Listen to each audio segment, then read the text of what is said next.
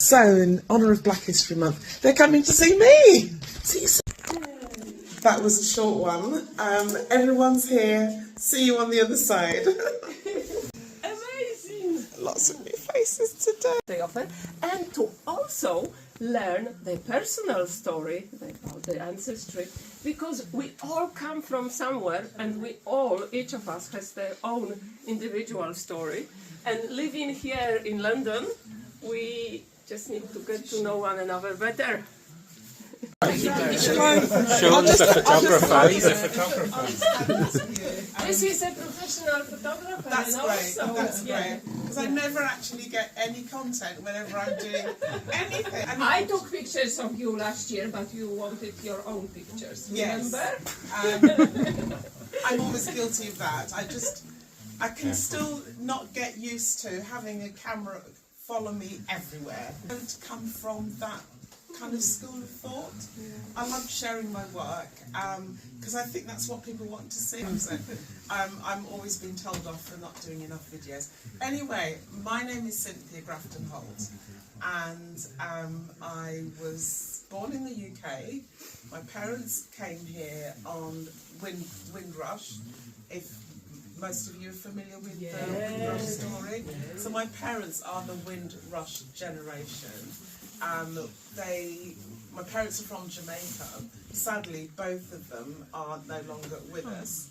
But I am proud and of Jamaican parentage. You know, having been born here, it's sad to say that I must be honest when I say this, that I just don't feel as though I belong. I studied the fashion at the London College of Fashion, and when I finished that, I still had to find my own way in the industry, and I've only just begun to learn through research and study that my generation, and it still happens, I was not being taught or schooled to work in fashion as I wanted to, as I saw myself. I was being trained to work in a factory. That's where I was being pushed. So throughout my studies, I came up against aggression. I came up against lecturers who didn't want to teach me. They called me cocky. But I tell you why they called me cocky. I was cocky. I knew that I could sew. I knew that I was talented. I had that confidence on the inside to know that when I started the course, of the many students, I can actually do my art, my profession. Why I did the course was for the qualifications, so that I would have those notches on my belt, as you need in industry, so that would open doors for me. But with lecturers who felt that you're not making that in here, they would say. But actually, I need to make that in here because you've got the knowledge, you've got the experience. You're the one that I need to teach me how to handle fine materials, how to do really artistic work, how to take my work from what I know here and elevate me to there. So college, though I got the qualifications, it was not the place for someone like me. And I struggled with that, mentally, emotionally, but there was always something in me that was, I'm laughing and I can call it cocky now, but there was always something in me that believed in me, and that kind of pushed me and forward. And so I got my own job. And I remember going around independent boutiques. At the time, there used to be lots of them, like Chelsea Girl. Oh God, that takes me back. Tammy's. Do you remember Tammy's? Yes. Right, okay. So I went around all the little boutiques. I mean, they weren't so much independent. They were the equivalent of M&S back in the day. But I got my first job, and I was fortunate that I worked with an independent boutique who designed suits for people like Jazzy B, Carl Mackintosh, the Loose Ends Band, and various other artists at the time. And so I literally kind of cut my teeth working in the music industry for artists with this company. Fantastic. But they saw that I had something, and so they just let me loose. And that's what they should do. And yeah, I was tailoring, I was making suits, I was making stuff for the shop. I mean, I really couldn't believe it, but they saw that I knew what, I was confident, I knew what I was doing. I was making dresses from I was 8. I was copying Audrey Hepburn and Marilyn Monroe's dresses from, you know, watching them on a Sunday afternoon and then copying them for my dolls. And then later for my mother's friends who were like, could see that I was talented. So anyway, from there I worked my way up in the fashion industry and went on to work for modern day designers like Amelia Wickstead, Victoria Beckham.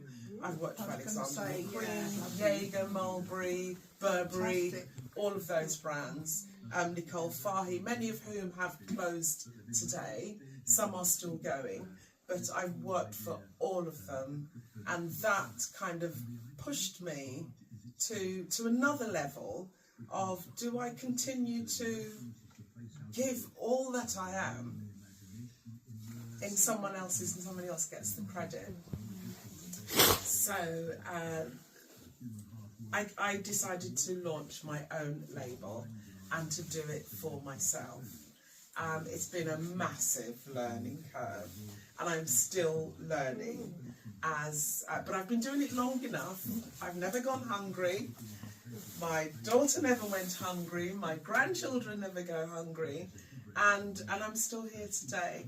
I've had to evolve though, to still be relevant to today's bride, who I work in bridal mainly, as that's where my work is most appreciated, as opposed to just making everyday dresses. That's really not me. I'm much more artistic and I love the finer work, so I mainly focus on bridal. Can I ask you, how long have you been doing it on your own now? I started in 1999. I did my very first bridal collection in 1999, and this was my very first dress. I love watching the ladies go to the temple on a Sunday, and with their brightly coloured saris. I mean, the colours just take me right back. And they're so attractive, aren't they? That's what you were making the point. Your clothes are unique. They're not off the shelf. No. You know if it's a Marks and Sparks because everyone else is wearing it. You want to be individual, but you've been doing it for like over 20 odd years on your own, and you're still having to learn and evolve. And I think people don't realise how much hard work it is. But I say congratulations for standing your ground. Yes, I think we need a big clap. Yeah. And you're very welcome in the UK, and I'm sorry you feel like that, but I mean, it's nice that you do have your extended family over here and communities, because Joanne has formed this lovely community through Ealing and Walking. We're from all different areas, all different backgrounds, all different countries, but we all come and share together. So thank you for, We were going to visit Cynthia last year, but I think the buzzer didn't work at the previous studio. And then we connected later. So this time lucky. Well, I haven't missed out then, have I?